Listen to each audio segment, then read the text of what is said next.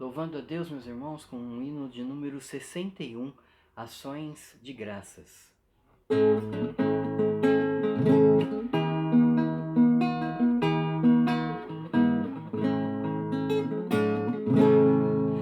Graças dou por esta vida, pelo bem que revelou. Graças dou pelo futuro e por tudo que passou, pelas bênçãos derramadas, pelo amor, pela aflição, pelas graças reveladas.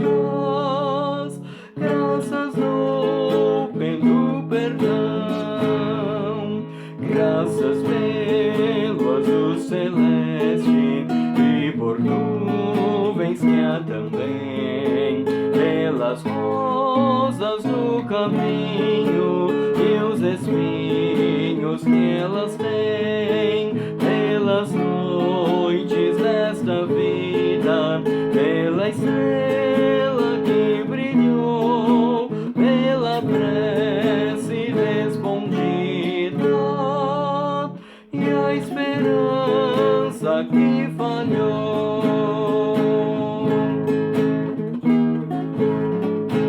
pela cruz e o sofrimento e afinal ressurreição, pelo amor que é sem medida, pela paz no coração, pela lágrima vertida e o consolo que é sem par, pelo dom da eterna vida, sempre graças em te dar. Boa noite, irmãos. Como foi a semana? Nós estamos iniciando o nosso estudo de quarta-feira com foco como sola escritura, como somente as escrituras sendo a base para a nossa evangelização mundial. Eu gostaria de orar com os irmãos, pedir para que o Senhor fale aos nossos corações, para que Ele esteja presente nessa reunião, ok? Vamos orar? Feche seus olhos. Ó Pai Santo, nós louvamos ao Senhor, ó Pai, por essa semana que o Senhor nos deu, pela Tua graça, pela Tua misericórdia que se renovaram a cada manhã. Louvo ao Senhor, ó Pai, porque o Senhor tem cuidado de nós, o Senhor tem nos fortalecido a todo instante. O Senhor é um Deus presente, ó Pai, o Senhor é um Deus atuante em nossas vidas. E nós louvamos ao Senhor por isso, pedimos que o Senhor se faça presente, então, nesse estudo de quarta-feira, que possamos entender a mensagem, que possamos entender o que o Senhor tem para os nossos corações. Nós clamamos e pedimos em nome do Seu Filho Jesus. Amém. Vamos abrir nossas Bíblias, um texto bem famoso, que eu gosto bastante, que é o texto de Romanos, capítulo 12, versos 1 e 2. Romanos 12, versos 1 e 2. Diz assim: Rogo-vos, pois, irmãos, pelas misericórdias de Deus, que apresenteis o vosso corpo por sacrifício vivo, santo e agradável a Deus, que é o vosso culto racional. Não vos conformeis com este século, mas transformai-vos pela renovação da vossa mente, para que experimenteis qual seja a boa, agradável e perfeita vontade de Deus. Eu gosto muito desse texto porque ele é uma virada no livro de Romanos, né? De 1 a 11, Paulo vem falando de uma teoria, e a partir do verso 3 do capítulo 12 é a prática. Só que antes vem esses versos 1 e 2 mostrando que o que vai moldar a vida dos crentes é o que ele disse antes, é a palavra, é o que foi anunciado em Romanos de 1 a 11. Então essa transformação, essa renovação de mente, de vida, vem de dentro para fora, vem através da palavra. E o que a palavra faz conosco também, ela nos apresenta quem nós somos e o quanto nós somos pecadores e nós precisamos de Deus.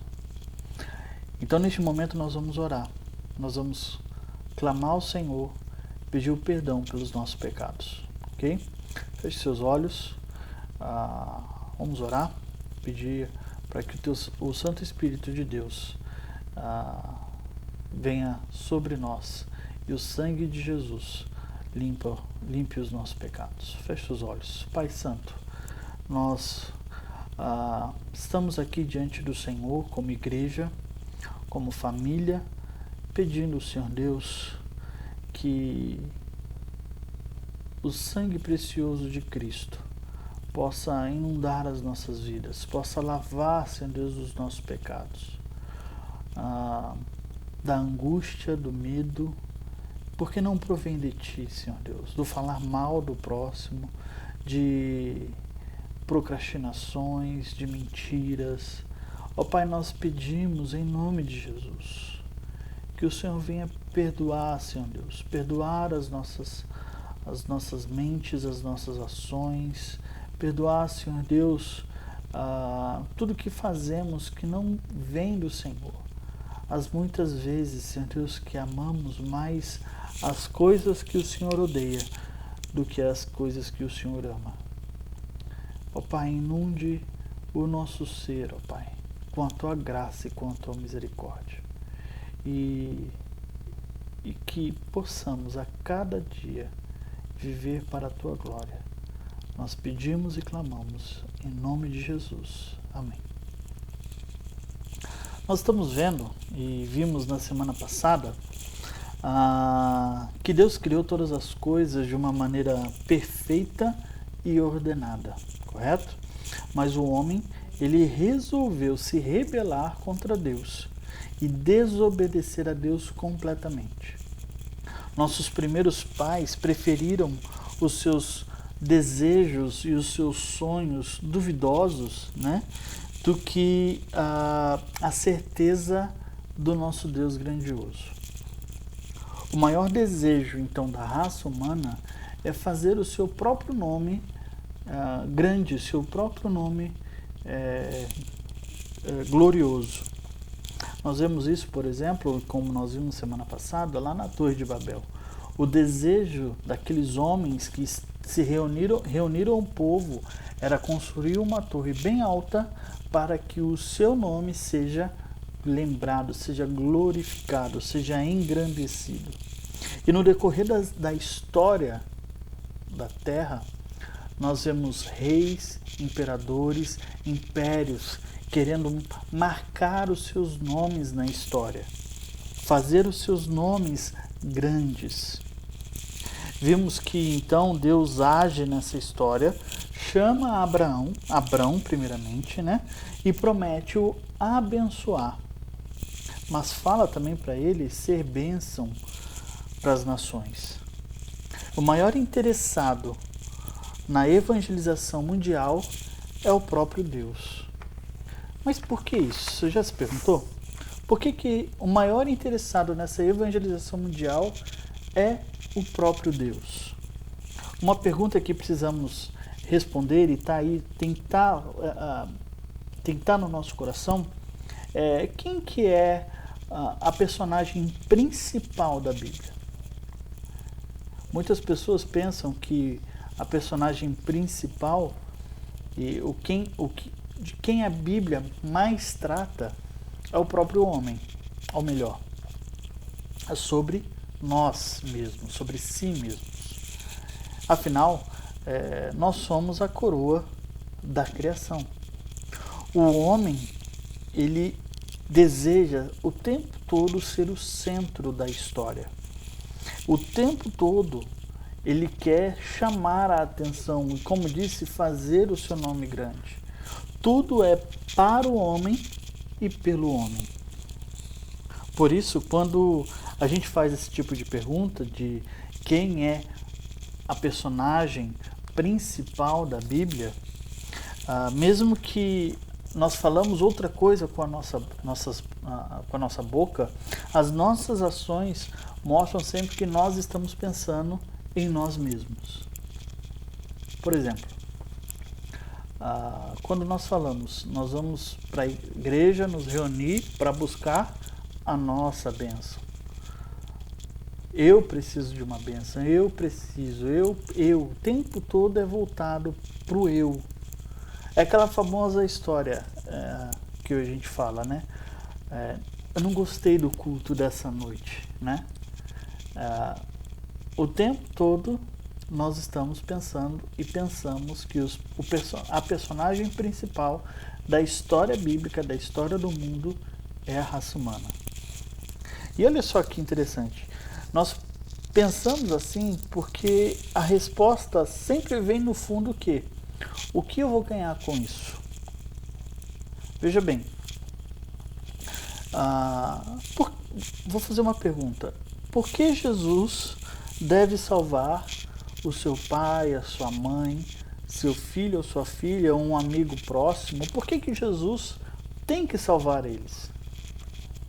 Quando a gente pensa nisso, quando a gente pensa em responder isso, a gente sempre fala assim, olha, para que eles não sofram no inferno. E olha só que interessante, Paulo ele escreve a carta de Romanos, a carta que nós lemos. E o desejo de Paulo é ir para a Espanha e pregar o evangelho na Espanha. E quer que a igreja de Roma o envie.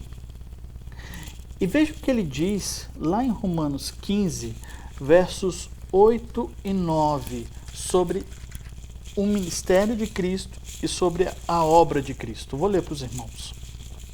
Romanos 15, 8 e 9.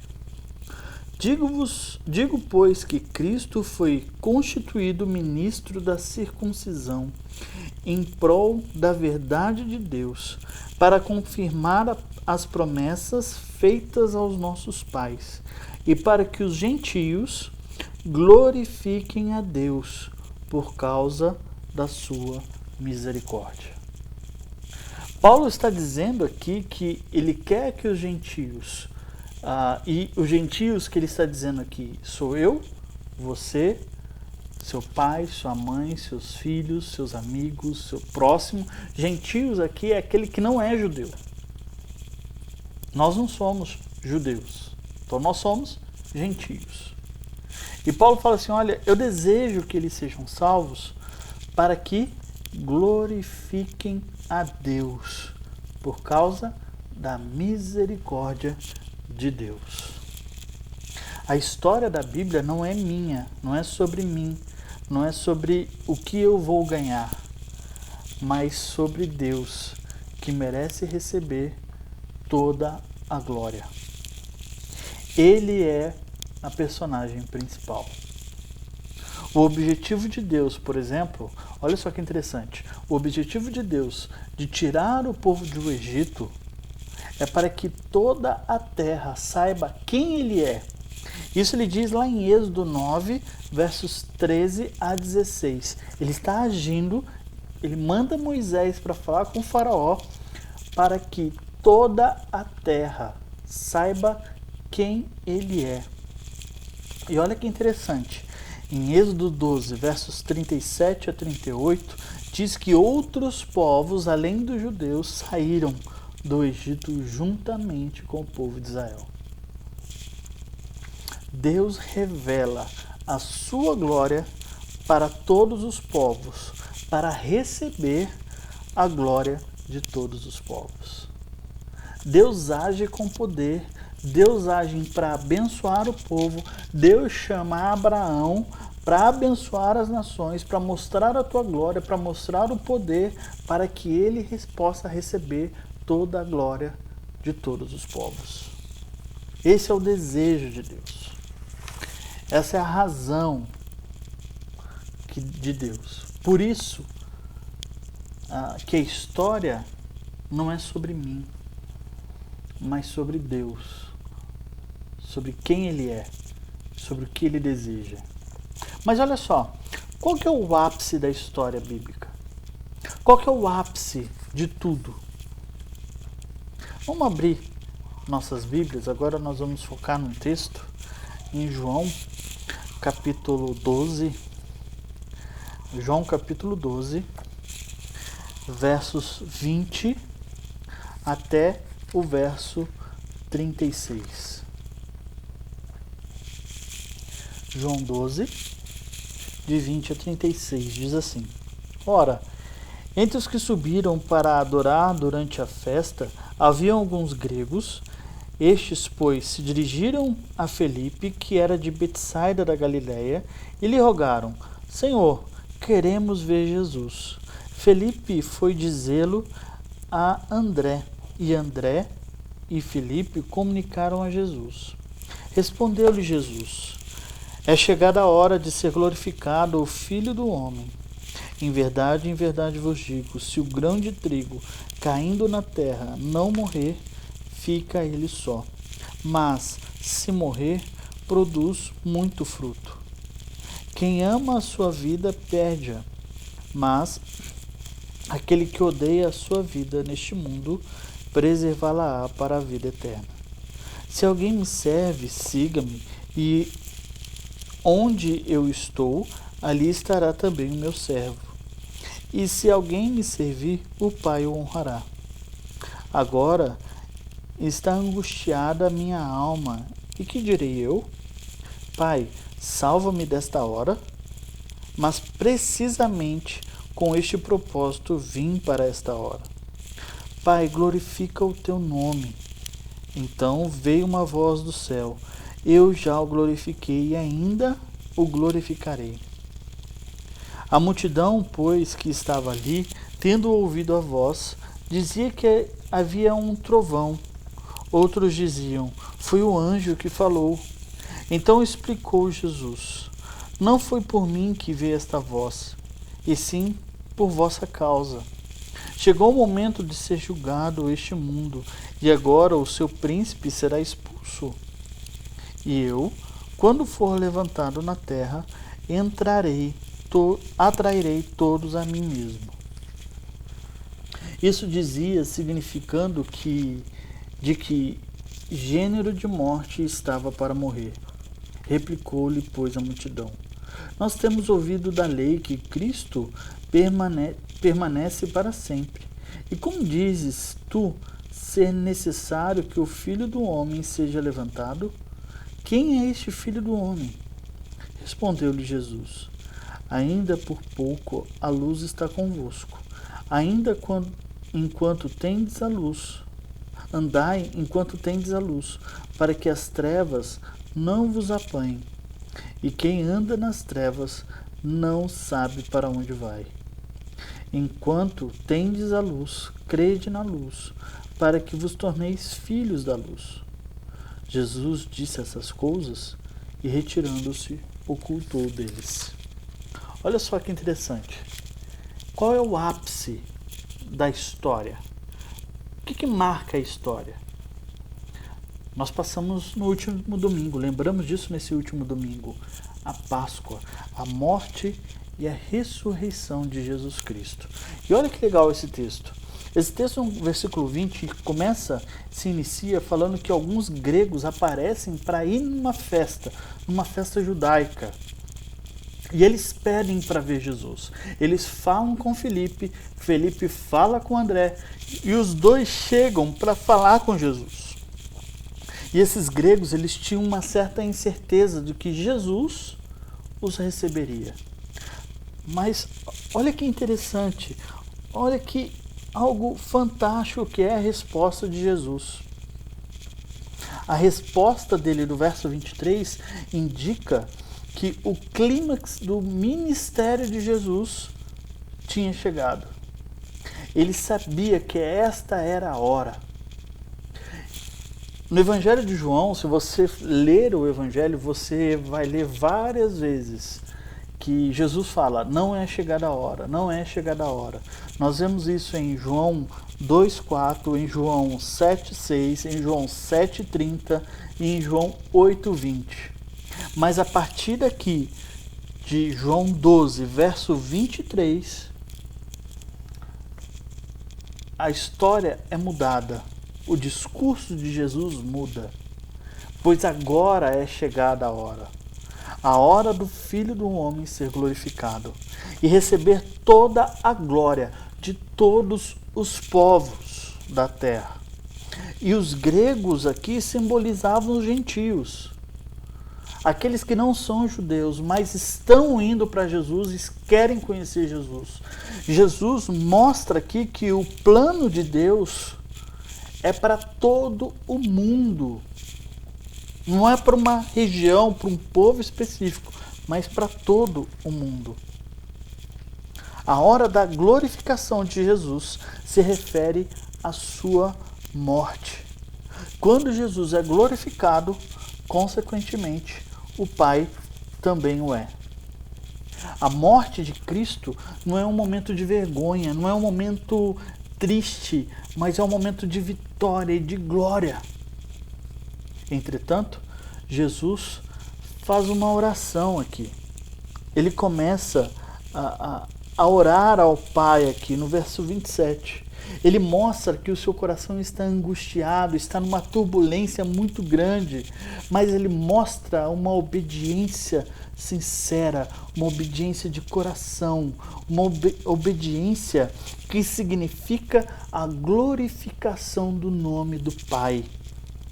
Olha só que interessante como é em contraste ao que vimos em Gênesis, entre a desobediência, ao querer ficar distante do Pai, dos nossos primeiros pais, de Adão e Eva, e também a vontade de engrandecer o seu próprio nome, como em Babel, o próprio homem. Aqui não.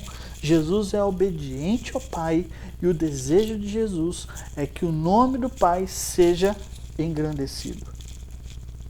Essa obediência constitui o fundamento central do cristianismo, porque ela vai mostrar a morte e a ressurreição de Cristo. Jesus então diz que ele vai atrair tudo para si. E não somente lá na cruz, quando ele é levantado na cruz, mas através da cruz para o seu trono nos céus. O Cristo Redentor que é exaltado, o trono dos céus. E olha só que interessante, logo na sequência do texto, depois ele falar tudo isso, da vontade dele, do desejo dele, algumas pessoas chegam para Jesus e perguntam: olha, Jesus, é interessante, a lei vai falar que esse filho do homem vai permanecer, e a pergunta é: quem é esse filho do homem? O texto vai mostrar que eles não estão entendendo nada. Mas Jesus não os responde. Jesus não responde a pergunta deles. E lá na frente, no verso 43, vai mostrar por que eles não entendem, por que Jesus não responde a essa pergunta.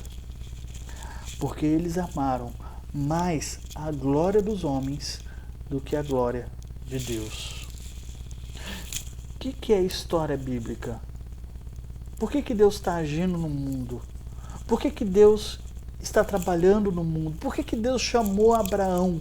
Por que Deus criou todas as coisas? Por que Deus está ativamente trabalhando nesse mundo?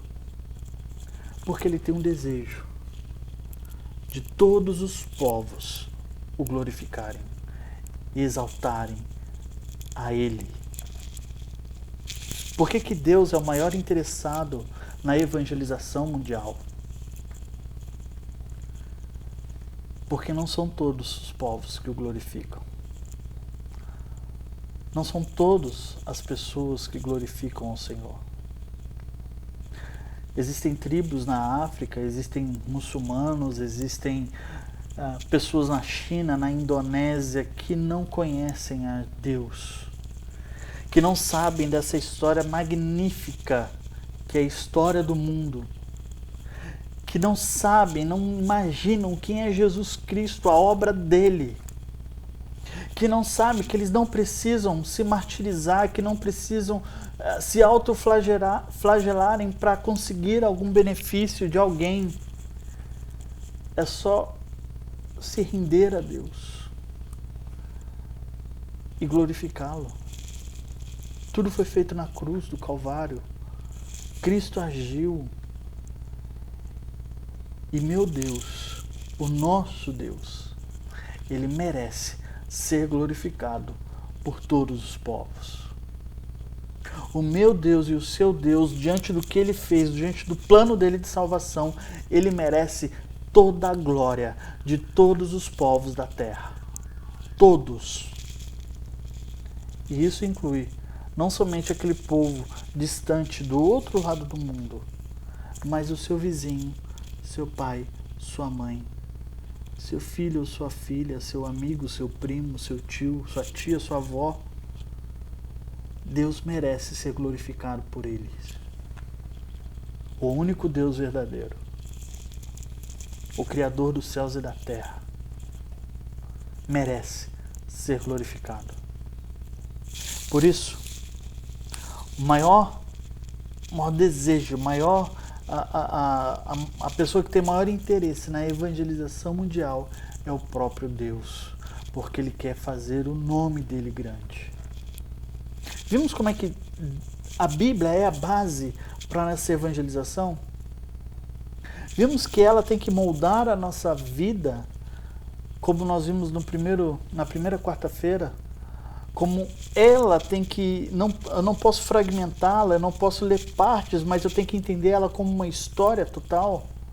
Vimos como é que Deus interfere no mundo e age para resgatar o seu povo, para trazer tudo à ordem como era antes, com um objetivo, a sua glória. Vimos isso?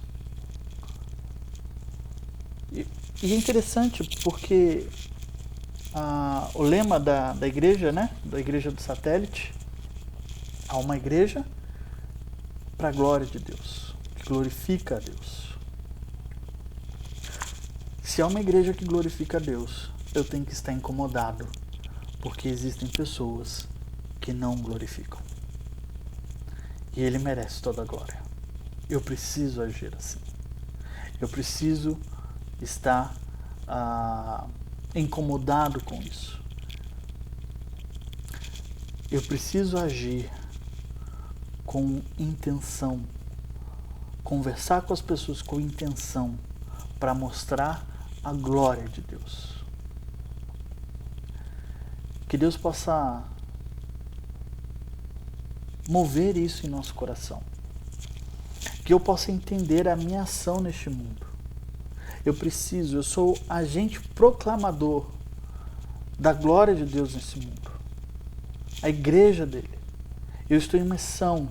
Eu sou comissionado por Deus.